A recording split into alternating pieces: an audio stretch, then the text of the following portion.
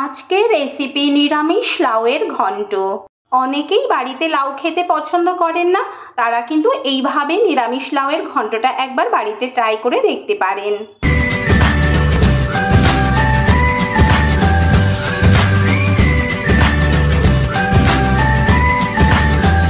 নমস্কার বন্ধুরা, অপরাজিতাস কিচেনে আপনাদের সবাইকে স্বাগত। আশা করি আপনারা সবাই ভালো আছেন। আজ আমি নিরামিষ লাউয়ের ঘন্ট বানাবো। কিভাবে খুব সহজে আর খুব তাড়াতাড়ি এই নিরামিষ লাউয়ের ঘন্টটা আমি বানাবো সেটা দেখে নিই। নিরামিষ লাউয়ের ঘন্ট বানানোর জন্য আমি এখানে একটা লাউ নিয়ে নিয়েছি। এই লাউটাকে আমি খোসা ছাড়িয়ে কেটে নেব, তারপর ধুয়ে নেব। লাউগুলোকে আমি এভাবে লম্বা লম্বা শেপ দিয়ে কেটে নিয়েছি। আপনারা আপনাদের পছন্দ মতো শেপ দিয়ে কেটে নেবেন। আর এখানে যদি আপনারা আলু ব্যবহার করতে চান দিতে পারেন। আমি এখানে আলু দেব না, কিন্তু আপনারা চাইলে দিতে পারেন।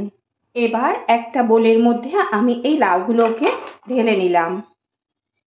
এবার এর মধ্যে আমি পরিমাণ মতো লবণ দেব, হাফ চামচ হলুদ গুঁড়ো দেব, 1 চামচ ধনে গুঁড়ো দেব, 1 চামচ জিরে গুঁড়ো দেব, স্বাদ অনুযায়ী লঙ্কার গুঁড়ো দেব।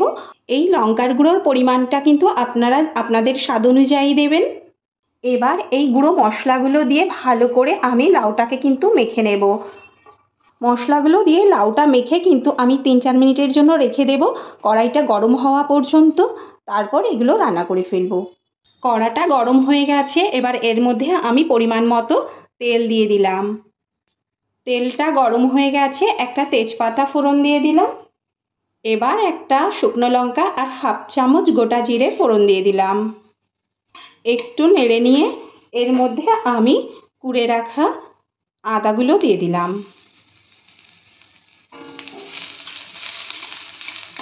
এই আদাটা কিন্তু আপনারা চাইলে বেটে দিতে পারেন। এবার এর মধ্যে আমি মেখে রাখা লাউগুলো দিয়ে দিলাম।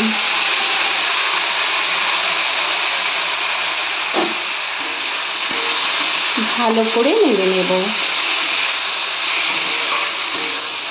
এবার গ্যাসের ফ্লেম মিডিয়াম টু হাইতে দিয়ে আমি কিন্তু 2-3 মিনিটের জন্য খুব ভালোভাবে লাউগুলোকে একটু কষে নেব। এইভাবে খুব সহজেই আর তাড়াতাড়ি কিন্তু আপনারা লাউয়ের ঘন্টটা নিরামিষের দিনে বানিয়ে ফেলতে পারেন। লাউটা কিন্তু আমি 3-4 মিনিটের জন্য ভালোভাবে কিন্তু কষে নিয়েছি। এর মধ্যে থেকে যে জলটা বেরিয়েছিল সেটা কিন্তু শুকিয়ে গেছে। এবার এর মধ্যে আমি পরিমাণ মতো জল দিয়ে দেব। আমি কিন্তু অল্প পরিমাণ জল দিচ্ছি। আপনারা যদি একটু বেশি গ্রেভি খেতে চান তাহলে একটু বেশি পরিমাণ জল দেবেন। আমি এখানে অল্প পরিমাণ জল দিয়ে দিলাম, প্রায় 1 কাপ পরিমাণ আমি জল দিয়েছি এখানে। তবে জলের পরিমাণটা কিন্তু আপনারা আপনাদের মতো করে দেবেন। এবার আমি এটা ঢেকে দিয়ে 4-5 মিনিটের জন্য ভালো করে ফুটিয়ে নেব। গ্যাসের ফ্লেম মিডিয়াম টু হাইতে দিয়েই কিন্তু আমি ঢেকে দিয়ে ফুটিয়ে নেব। 4 মিনিট হয়ে গেছে। এবার আমি একটু দেখে নেব লাউটা কতটা সিদ্ধ হয়েছে, কারণ লাউটা কিন্তু একদম কচি ছিল। খুব তাড়াতাড়ি এটা সিদ্ধ হয়ে যাবে, সেজন্য আমি 4 মিনিটের জন্য ঢেকে দিয়ে একটু তারপর দেখে নিচ্ছি। লাউটা কিন্তু আমার প্রায় 70% সিদ্ধ হয়ে গেছে। আমি আবারও একটু ঢেকে দিয়ে এটা আরও 2-3 মিনিট ফুটিয়ে নেব। এবার কিন্তু আমি গ্যাসের ফ্লেমটা মিডিয়ামে রেখেই লাউগুলো রান্না করব।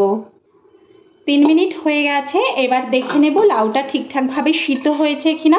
তবে কিন্তু লাউয়ের তরকারি বেশি ফোটালে কিন্তু টক লাগে, সেজন্য কিন্তু আমি বেশিক্ষণ কিন্তু লাউয়ের তরকারিটা রান্না করব না, তা না হলে কিন্তু টক লাগবে।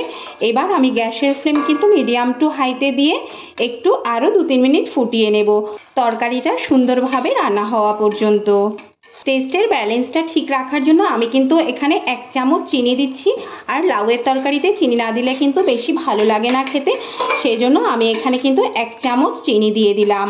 তবে আপনারা যদি চিনিটা দিতে না চান তবে নাও দিতে পারেন, কিন্তু দিলে তরকারির টেস্টটা কিন্তু একটু বেশি ভালো লাগে।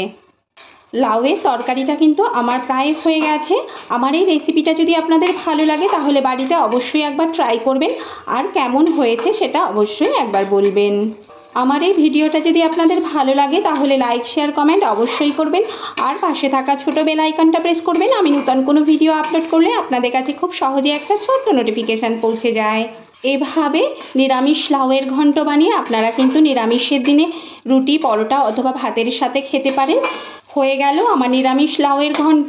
এবার আমি এটা নামিয়ে পরিবেশন করে ফেলবো। আমি এবার গ্যাসটাকে কিন্তু অফ করে দেব। হয়ে গেল নিরামিষ লাউয়ের ঘন্ট। আমি এটা পরিবেশন করে ফেলেছি। আজ এ পর্যন্তই, দেখা হবে পরবর্তী নূতন ভিডিওতে। ভালো থাকবেন, সুস্থ থাকবেন, ধন্যবাদ।